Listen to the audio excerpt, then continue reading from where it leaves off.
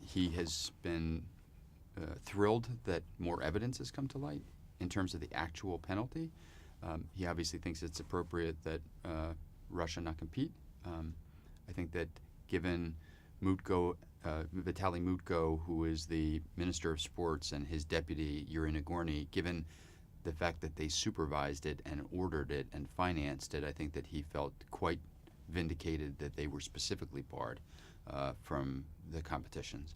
He's gratified and feels vindicated that now this is the third time that people have said, we know you're telling the truth.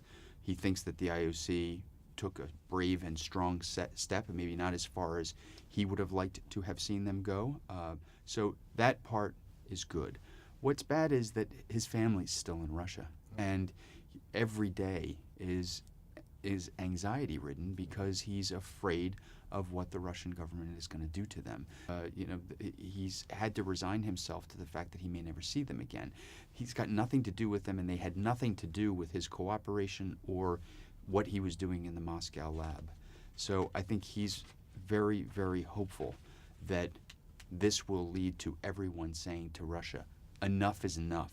Enough retaliation, enough death threats, leave his family alone, and that the IOC will do now what it should have done months ago, which is to say to Russia, stop retaliating against an important whistleblower.